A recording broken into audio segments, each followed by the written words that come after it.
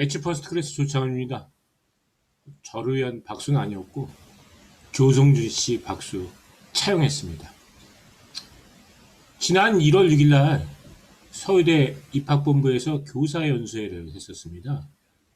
이 자료는 그날 교사연수회 자료 중에서 전임 서울대 입학본부장 권혜연 교수의 강연 자료를 요약 발췌한 겁니다. 이걸 하게 된 이유는 우리가 이제 이 가정중심적이라는 용어 자체에 대한 오해가 되게 많은 것 같아요. 이거 심지어는 입시 상담하시는 전문가들 중에서도 이거 오해하시는 부분이 있는데, 가정중심이라는 것은 결과를 내기 위한 그 중간의 과정을 보겠다는 뜻이 아닌 거고, 2015 개정교육과정이 학생의 변화와 촉진을 하기 위한 상호작용, 그리고 이 과정에서 이제 융합, 그 다음에 선택 과목, 이런 것들을 만들었거든요. 그러니까 더 가까운 표현이라고 본다면 2015 교육과정 중심적, 이렇게 봐야 됩니다. 그래서 동기를 보겠다는 게 아니고, 과정 중심이라는 것은 영역 전위적인 사고를 통해서 성장이 촉진되어지는지, 학생의 변화가 일어나는지, 이런 걸 보겠다는 겁니다. 그러니까 이런 과정 중심이라는 용어조차도 정확하게 이해하지 못하고 있으니 학생부 종합전형 준비가 시작부터 잘못되고 있다라고 보여집니다. 그래서 권혜연 전 입학본부장의 강연 내용 중에서 이 부분에 대한 부분들을 제가 핵심을 발췌해서 다시 한번 설명하도록 하겠습니다.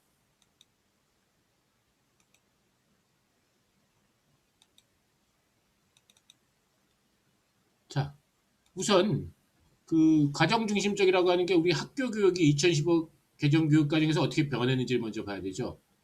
뭐가 변했죠? 그래서 과목이 이제 다양해졌어요. 일반 선택 과목, 진로 선택 과목. 그 다음에 과목 간의 위계화가 있어요.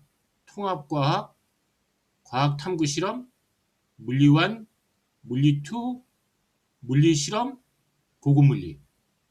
그러니까 과목을 다양하게 듣고 과목의 위계화의 원칙을 지키고 요 두 가지를 하라는 거예요. 이렇게 되면 학생부 종합전형에서 잘 맞는 인재가 된다. 이렇게 보셔야 될 것 같아요.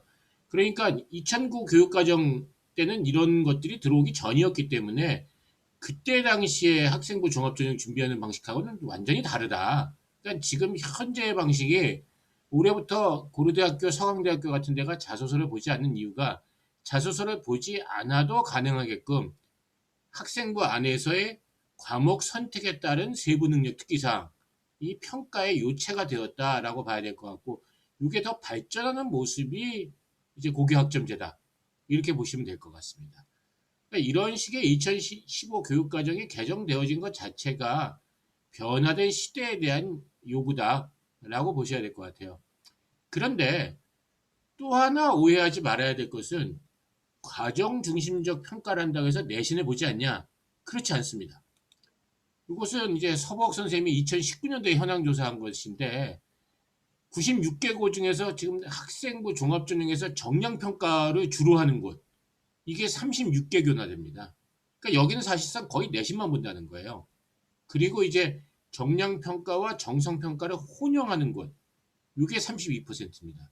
그러니까 학생부 종합전형을 운영하고 있는 96개교 중에서 69%는 내신이 차지하고 있는 비중이 굉장히 높고, 그리고 이제 과정 중심 평가를 통해서 교과목 수업을 들으면서 본인이 어떻게 변했는지에 대한 부분들 갖다가 같이 함께 본다, 이렇게 봐야 될 것 같습니다. 청량 정성 혼용하는 대표적인 학교는 연세대학교, 경희대학교 같습니다. 정성평가 중심 평가를 하는 곳은 서울대학교, 한양대학교가 여기에 해당된다, 이렇게 봐야 될 것 같습니다. 그런데 사실 뭐 서울대학교야 어차피 내신이 다 비슷한 사람들끼리 들어오니까 정성평가가 가능했다, 이렇게 보셔야 될 것 같습니다. 자, 권혜연 교수의 강연 내용을 따라서 제가 설명을 하자면, 역량, 이 역량에 대해서도 역시 또 오해가 많아요.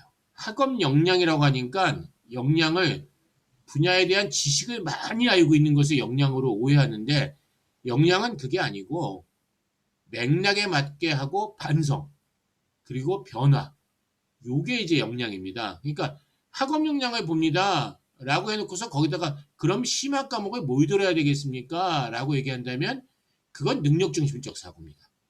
이렇게 봐야 될 것 같아요. 그럼 역량 평가를 합니다. 라고 하면 그 사람이 영역 전위적으로 여러 과목에서 그리고 학년이 올라가면서 어떤 식으로 변화되었는지에 대한 평가를 하겠습니다. 라고 이해하셔야 됩니다.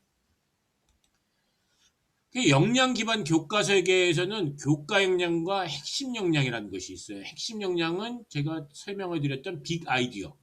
또 김경자 교수의 그 얘기예요. 그러니까 교과 역량은 교과 수업 내용인데 핵심 역량은 대주제, 방향에 해당되어진다. 이렇게 봐야 될 것 같아요. 그러니까 역량 기반 평가, 과정 중심 평가는 같은 내용인데 이건 뭐냐 하면 교과 요소와 인성 요소가 밀착되어지는 형태. 그리고 이때 인성이란 것이 착하다 나쁘다 이런 뜻이 아니고 문제를 발견하고 해결하고자 하는 태도. 그러니까 사회 문제 중에서 특별히 본인이 더 관심 있는 부분들이 있을 거 아니에요. 자연과학적 사실 중에서 본인이 더 흥미 있는 부분들이 있을 거 아니에요. 이거를 교과 요소와 결합하여서 내신 등급과 세부 능력 특기 사항이라는 양대 축으로 평가하는 것이 역량 기반 평가 모델이다. 이렇게 보셔야 될 것 같아요. 그래서 권 교수는 이런 자전거, 학습 자전거 모형에다 예시를 했었어요. 그러니까 수업은 교사가 진행한다?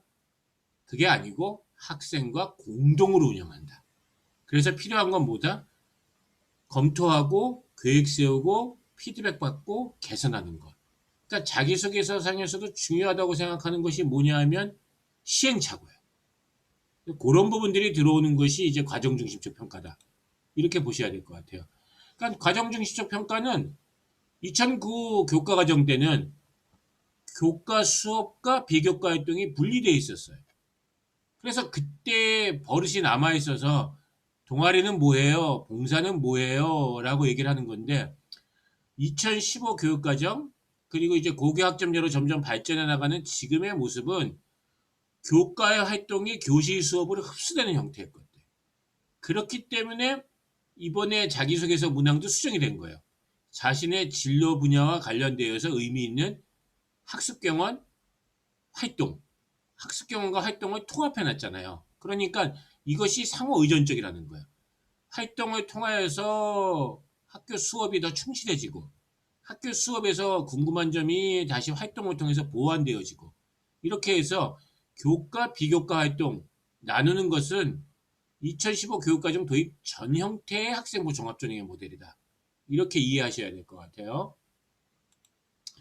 그래서 이것이 어떻게 보면 도입 부분에 해당되는 부분인데 그러니까 지금 필요한 것은 뭐냐 하면 정보, 자료, 지식 이 부분에 대한 내용 나열보다는 전이 그러니까 물리에서 배웠던 것을 사회교과에 쓰는 방식이라든지 국어에서 배웠던 것을 수학교과서에 쓰는 방식이라든지 수학 세특에 쓰는 방식이라든지 이런 식의 전이 이 전이가 살짝 뇌피셜 같아요.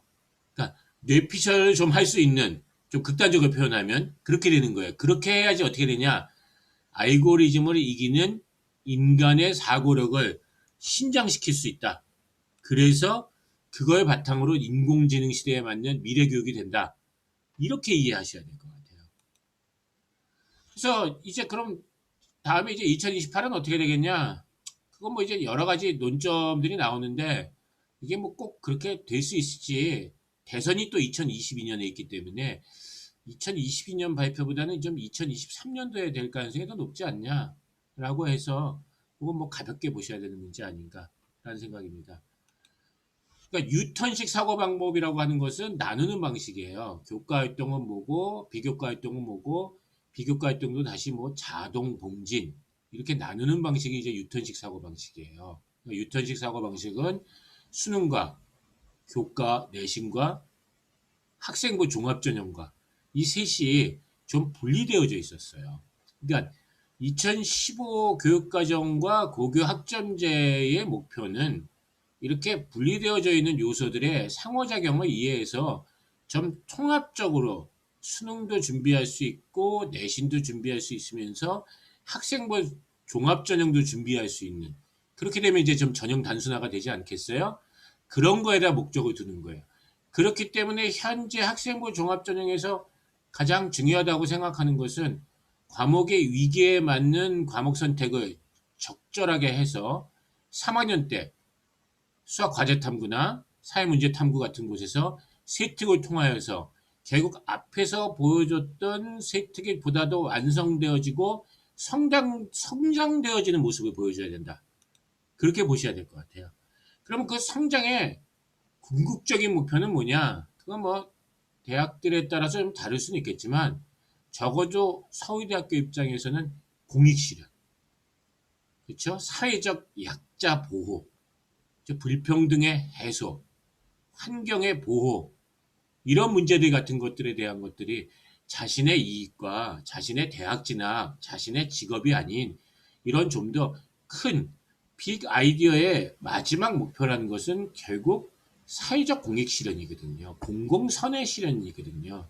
이거에 대한 공공선의 실현에 대한 얘기를 가장 많이 하신 분이 마이클 샌들입니다. 그래서 그런 것 같은 것들이 문과, 이과 관계없이 잘 나타나지기를 원한다. 이렇게 보셔야 될 것 같아요. 학과별로는 뭐 어떤 권장 선택 과목이 있는가에 대한 얘기들은 이제 뭐 다양하게들 많이들 소개했으니까 아시라고 봅니다. 기계공학과에서는 생명, 지구과학보다는 물리, 수학이 더 중요하고 생명공학에서는 물리학 2가 필요하겠지만 생명과학에서는 생명과학 2가 더 중요하다. 의예과에서는 의예과는 소개가 좀 잘 안 되는 것 같은데 생활과 윤리나 정치와 법, 심리학 같은 과목들도 필요로 하다. 의예과 의사들이 좀 융복합적인 인재가 됐으면 좋겠다. 이런 얘기를 하는 겁니다. 전자공학과는 생명과학을 안 들어도 되고 환경공학은 지구과학이 아주 중요하고 전자공학과에서는 특히 정보가 중요하고 이런 것들이 이제 교육과정의 이제 다양화를 통하여서 과정 중심적 교육을 하는데 더 보충적인 자료다. 이렇게 이해하시면 될 것 같습니다. 오늘 역량 기반 인재상과 학교 교육을 통하여서 학생부 종합전형을 어떻게 더 잘 이해할 수 있는지에 대한 이야기를 했습니다. 고맙습니다.